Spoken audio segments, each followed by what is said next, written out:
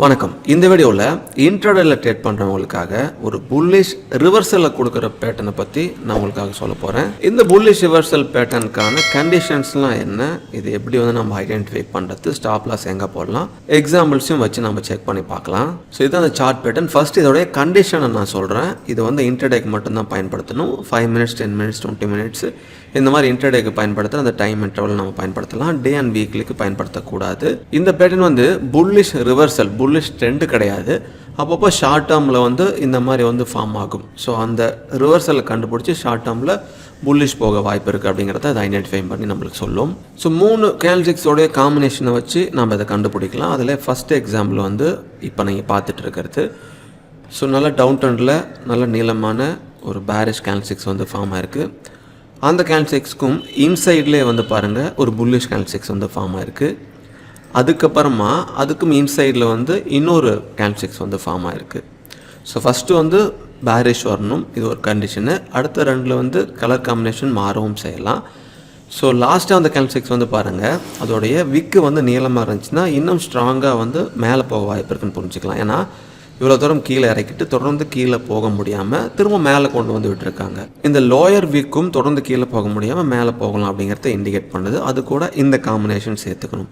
நல்ல நீளமான பேரிஷு, இன்சைட் பாரு, அந்த ரேஞ்சுக்குள்ளே அடங்கின இன்னொரு கேண்டில்ஸ்டிக்ஸு. விக்கு இருந்தாலும் சரி இல்லைனாலும் பரவாயில்ல. ரொம்ப முக்கியமாக விக்கு இந்த கேண்டில்ஸ்டிக்ஸோடைய லோ வைக்கலாம். அப்படி இல்லைன்னா நம்மளுக்கு விருப்பமான ரேஞ்சில் ஸ்டாப் லாஸ் வச்சுக்கலாம். அது ரொம்ப முக்கியம். ஒவ்வொரு ஸ்ட்ராட்டஜி நம்ம ஃபாலோ பண்ணும்போது ஸ்டாப் லாஸ் நம்ம பயன்படுத்தணும், அதை மறந்துடாதீங்க. ஸோ இந்த மாதிரி பேட்டர்ன் அமைஞ்சிச்சு அப்படின்னா ஒன்ஸ் அந்த ரேஞ்சை பிரேக் அவுட் பண்ணுற இடத்துல நம்ம பை பண்ணோம் அப்படின்னா அது நல்லா மேலே போக வாய்ப்புகள் இருக்குது. எக்ஸாம்பிள்ஸ்லேயும் நம்ம பார்ப்போம். இப்போ அடுத்த கண்டிஷன்ஸ் பார்ப்போம்.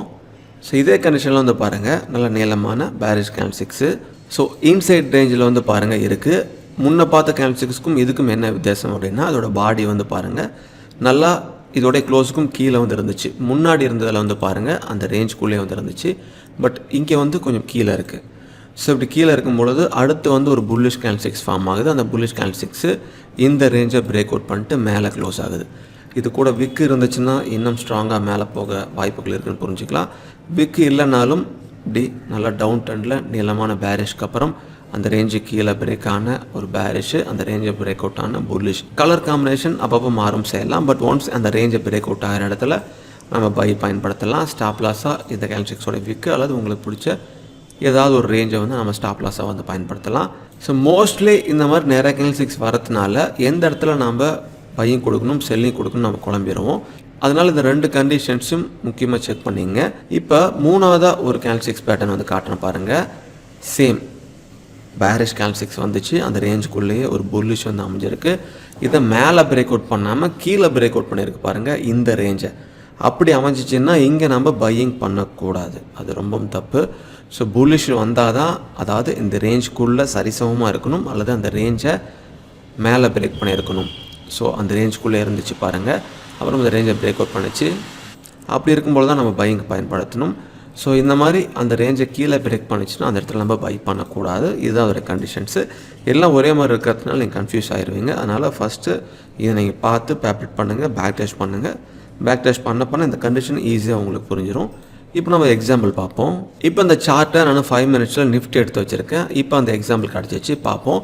ஸோ பாருங்கள், நல்லா கீழே இருக்கும்பொழுது நீளமான பேரிஷ் கேண்டில்ஸ்டிக்ஸு, அந்த ரேஞ்சுக்கு இன்சைட் பாராக பாருங்கள் ஒரு புல்லிஷ் கேண்டில்ஸ்டிக்ஸ் இருந்துச்சு. அந்த ரேஞ்சுக்குள்ளேயே பாருங்கள் அடுத்தது ஒரு பேரிஷ் வந்திருக்கு. ஸோ விக்கு கீழே இல்லைனாலும் பரவாயில்ல அப்படின்னு சொல்லியிருந்தோம்.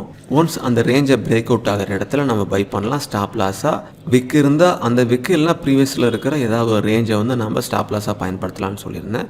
இந்த ரேஞ்சில் எதில் வேணாலும் நீங்கள் ஸ்டாப் லாஸாக பயன்படுத்திருந்து இந்த இடத்துல பை பண்ணியிருந்தீங்க அப்படின்னா நல்லா மேலே போயிருக்கு பாருங்கள். ஸோ இந்த ரேஞ்ச் இங்கே 24,000 அந்த சம்திங் அந்த ரேஞ்சுக்குள்ளே இருக்குது. ஸோ இவ்வளோ தூரம் மேலே போயிருக்கு. 5 மினிட்ஸில் ட்ரெண்டு ரிவர்சல் ஷார்ட் டேர்மில் ஒரு மேலே போக வாய்ப்பு இருக்குது அப்படிங்கிறத இந்த மாதிரி வச்சு நம்ம கண்டுபிடிக்கலாம். இப்போ அடுத்த எக்ஸாம்பிளையும் பார்ப்போம். அடுத்த எக்ஸாம்பிள் பாருங்கள், இங்கே எப்படி அமைஞ்சிருந்தது. ஸோ நல்லா கீழே இருக்கும்பொழுது நீளமான பேரிஷு. ஸோ பேரிஷ்க்கு அப்புறமா பாருங்கள் ஒரு புல்லிஷ் கேண்டில்ஸ்டிக்ஸ் வந்திருந்தது. அதுக்கப்புறமா அந்த ரேஞ்சை பிரேக் அவுட் ஆகிற இடத்துல ஒரு புல்லிஷு நல்ல நீளமான விக்கும் இருந்தது. கலர் காம்பினேஷன் மாறினாலும் பிரச்சனை இல்லை அப்படிங்கிறதையும் சொல்லியிருந்தோம். பட் இதே எக்ஸாக்டாக அமைஞ்சிச்சுன்னா இன்னும் எஃபிஷியண்ட்டாக இருக்கும். ஸோ இந்த இடத்துல வந்து பாருங்கள் பேரிஷு அந்த ரேஞ்சை பிரேக் அவுட் ஆகிட்டு இதே போல் விக்கும் கீழே வந்து போட்டிருக்கு. விக்கும் நம்ம ஒரு நல்ல இண்டிகேட்டராக நம்ம பயன்படுத்திக்கலாம். ஸோ அந்த ரேஞ்சு பிரேக் அவுட் ஆகிற இடத்துல நம்ம பை பண்ணிவிட்டு இந்த ரேஞ்சை ஸ்டாப் லாஸாக போட்டிருந்தோம் அப்படின்னா நல்லா வந்து மேலே போயிருக்கு பாருங்கள். ஸோ இதுதான் கண்டிஷன். அடிக்கடி இந்த மாதிரி ஃபார்ம் ஆகலாம். நீங்கள் ட்ரெண்ட் ரிவர்சல் ஷார்ட் டேர்மில் புல்லிஷ் போகிறத கண்டுபிடிக்கிறதுக்கு இந்த மாதிரி யுக்திகள் வந்து பயன்படலாம். ஸோ இது கூட நீங்கள் இன்னும் வந்து கன்ஃபர்மேஷன் பேட்டர்லாம் வச்சு தான் நீங்கள் ட்ரேட் பண்ணணும். மறக்காமல் ஸ்டாப் லாஸும் போடணும், அது ரொம்ப முக்கியம். ஸோ தொடர்ந்து இந்த மாதிரி பேட்டர்லாம் நீங்கள் ப்ராக்டிஸ் பண்ண ஒரு ரேஞ்சை பார்த்தோன்னு அந்த இடத்துல பை பண்ணலாமா செல் பண்ணலாமான்னு ஈஸியாக நம்மளால் கண்டுபிடிச்சிக்க முடியும்.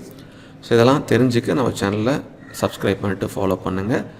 நீங்கள் ஃப்ரீயாக டிமெட் அக்கௌண்ட் ஓப்பன் பண்ண நினச்சாலும் எங்கள்கிட்ட அக்கௌண்ட் ஓப்பன் பண்ணிக்கலாம். நாங்கள் ஃப்ரீயாக ஸ்டாக் மார்க்கெட் ட்ரைனிங்கும் கொடுத்துட்ருக்கோம்.